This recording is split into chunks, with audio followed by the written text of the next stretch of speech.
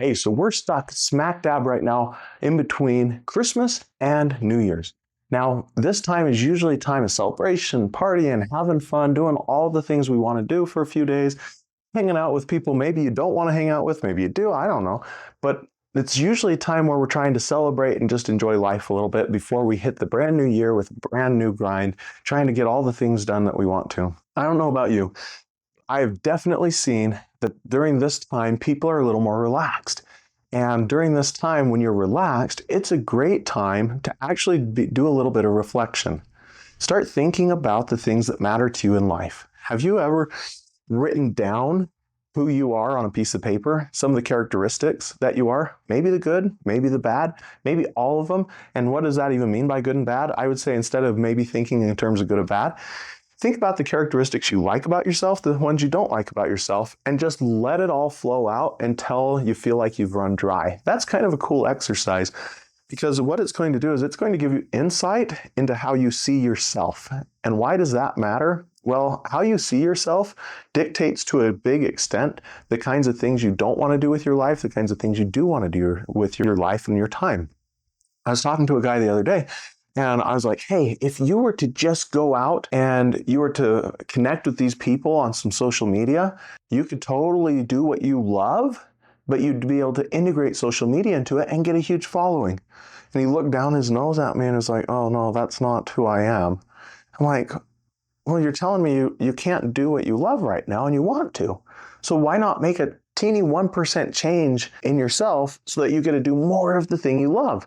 But they had this perception of who they were to the point that they were unwilling to engage in that activity, even though it would give them the opportunity to have way more of what they love. So they were really holding themselves hostage because they wanted to do more of this thing, but they wouldn't do the social media thing that would enable them to do more of the thing they love. It was really weird in my brain because I'm thinking maybe they have a bigger identity of who they are that they don't do social media than that they actually want to do the thing they love. Or maybe they are holding on to this victimhood mentality to where they're like, oh, I can't, I have to be a martyr and not engage in what I love because I can't lower myself to the normal human standard of doing these things that I don't want to do. And I'm still flummoxed by it, even though I've thought about this a ton. How many of us, myself included, do that to ourselves and don't realize it? I think when we give ourselves some space and the ability to diagram out onto a piece of paper or even just toss it out on a piece of paper, we're giving ourselves some space to be able to take a step back from who we are and evaluate those things without maybe being so close that we can't see it.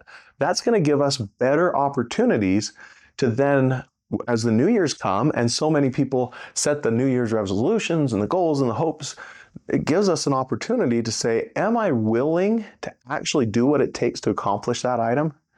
Am I really willing to get up and go to the gym? Am I really willing to give up the treats? Am I really willing to exercise? Am I really willing to improve the relationships? Am I really willing to serve my spouse? Whatever it is, am I really willing, or are there things over here on this list of who I view myself as that are going to hold me back from being successful on what I'm trying to accomplish? If you're trying to figure out why you haven't been successful with your goals in the past, this is a great exercise to be able to go in and start to dissect maybe what's holding you back and why you're holding yourself back from accomplishing the things you're telling yourself you do want to accomplish. So to recap, I invite you to take a little bit of time, grab a piece of paper, write down all the characteristics about yourself that you view for yourself, not anyone else, and then figure out, do you like them, do you don't like them? The cool thing is if you do make that list, you can come in also and you can start to identify, I really don't want that one anymore. Okay, how am I going to change so that I can let go of that one so I can bring in more of the ones I do want? That's a cool opportunity, and between Christmas and New Year's is a great time to take just a few minutes and start figuring out who you want to be when you grow up.